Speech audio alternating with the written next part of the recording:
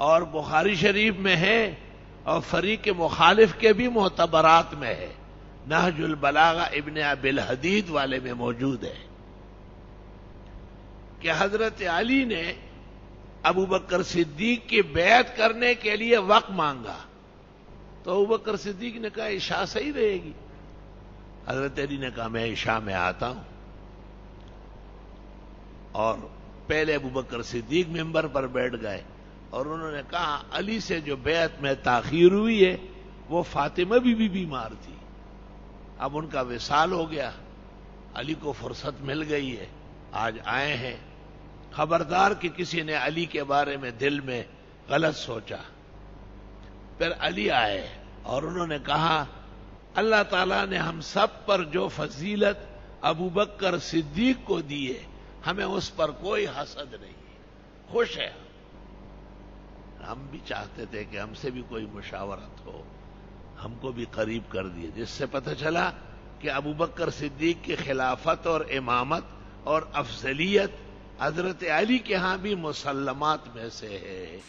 بخاری شریف میں ہے کہ حضرت ابو بکر کی خلافت پر حضرت علی نے تقریر کی تھی کہ میں فاطمہ کی بیماری کی وجہ سے وقت پر نہ آ سکا، میرا عذر تمہیں معلوم ہے،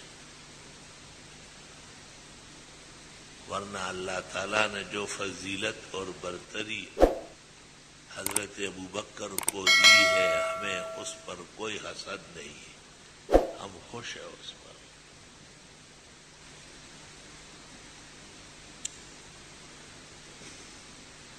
امام جعفر صادق رحمت اللہ علیہ سے کسی نے پوچھا تھا کہ تلوار کا دستہ سونے یا چاندی کا ہو سکتا ہے؟ انہوں نے کہا ہو سکتا ہے. تو کیا دلیل ہے؟ کہ ابو بکر صدیق کی تلوار کا دستہ چاندی کا بنا ہوا. تو اس ماتمی نے کہا کہ آپ بھی اس کو صدیق کہتے. تو امام جعفر صادق نے کہا کہ اقول لہو صدیق، اقول لہو صدیق، اقول لہو صدیق، ومن لم یقل لہو صدیق فلا صدقہ اللہ فی الدنیا والآخرہ. وہ صدیق تھے، صدیق تھے، صدیق تھے، جو اس کو صدیق نہ کہے اللہ اس کو دونوں جہانوں میں جھٹلائے اور روسیا کر دے.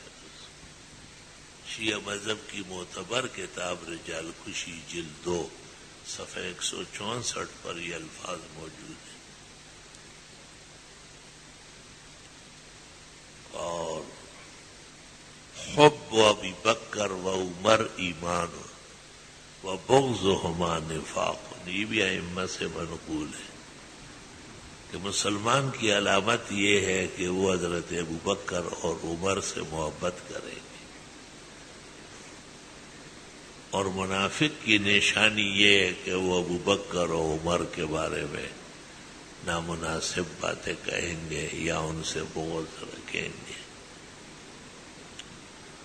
یہ سب آپس میں شیر و شکر تھے.